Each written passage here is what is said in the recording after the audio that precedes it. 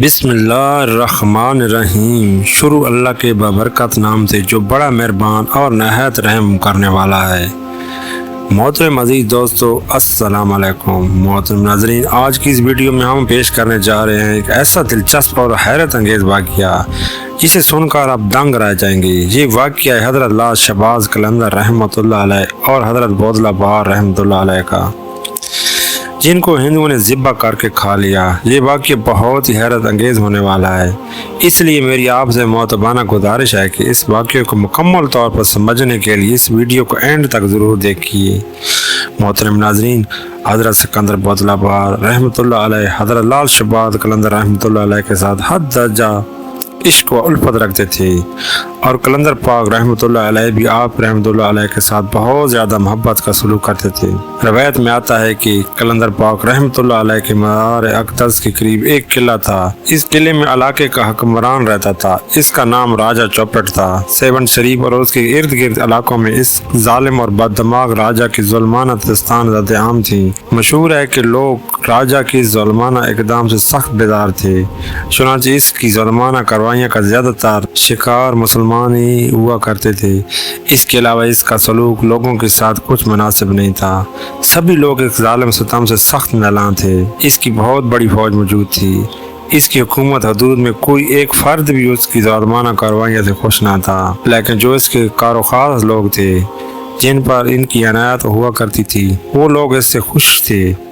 انہی ایام میں راجہ کو بتایا گیا کہ ایک مجذوب شخص جو حضرت لال شہباز قلندر رحمۃ اللہ علیہ کا اس قدر دیوانہ ہے، اس کو ساری دنیا میں لال شہباز قلندر رحمۃ اللہ علیہ سے زیادہ کوئی عزیز نہیں۔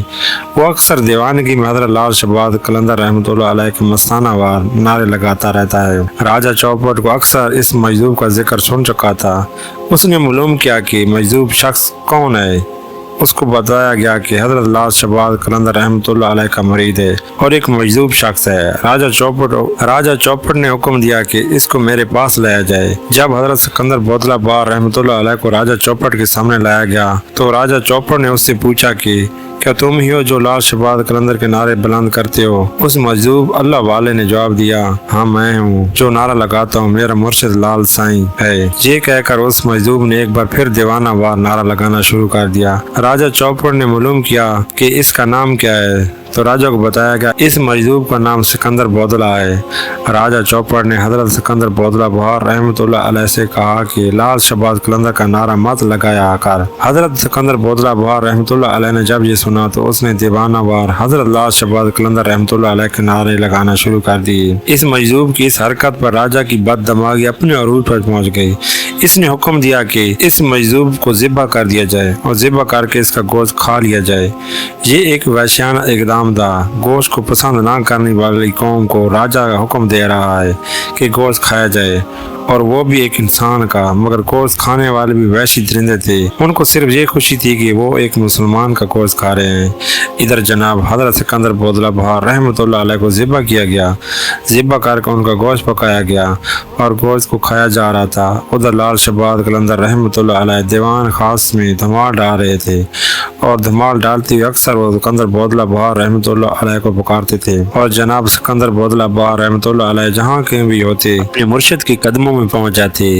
مگر اس مرتبہ یوں ہوا کہ جیسے حضرت لال شہباز قلندر رحمۃ اللہ علیہ نے دھمال ڈالتے ہوئے دیوانگی میں اپنے مرید حضرت سکندر بودلہ بہار رحمۃ اللہ علیہ کو پکارا، اے سکندر بودلہ، اے سکندر بودلہ، دوسری طرف گوشت کھانے والوں پر ایک عجیب و غریب واردات گزر گئی۔ جو بوٹیاں کھا چکے تھے وہ ان کے معدوں سے، اور جو کھا رہے تھے ان کے ہاتھوں سے اور منہ سے نکل کر حضرت لال شہباز قلندر رحمۃ اللہ علیہ کے پاس جمع ہونا شروع ہو گئیں۔ اس کے علاوہ جو بوٹیاں ہانڈیوں میں اور دیگوں میں پک رہی تھی وہ بھی نکل کر حضرت لال شہباز قلندر رحمۃ اللہ علیہ کے پاس پہنچ گئیں۔ جب سب بوٹیاں حضرت لال شہباز قلندر رحمۃ اللہ علیہ کے پاس پہنچ گئیں اور ان بوٹیوں نے ایک جسم کی صورت اختیار کر لی، اور وہ صورت تھی جناب حضرت بودلہ بہار رحمۃ اللہ علیہ کی۔ حضرت لال شہباز قلندر رحمۃ اللہ علیہ نے راجہ چوپٹ کو بلوایا اور اس کو دکھایا کہ تم نے میرے مرید کو قتل کر کے اپنے ساتھیوں کو کھلا دیا، مگر دیکھو یہ کھڑا ہے سکندر بودلہ بہار۔ راجہ چوپٹ یہ دیکھ کر ایک لمحے کے لیے گھبرا گیا،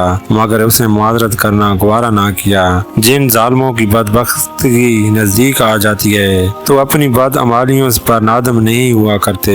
یہی ظالموں کا ہمیشہ سے دستور رہا ہے کہ وہ ظاہری نشانیوں کو دیکھ کر بھی اپنے اعمال کو درست نہیں کرتے بلکہ اور بھی مغرور ہو جاتے ہیں۔ یہی کچھ راجہ چوپٹ کے ساتھ ہوا۔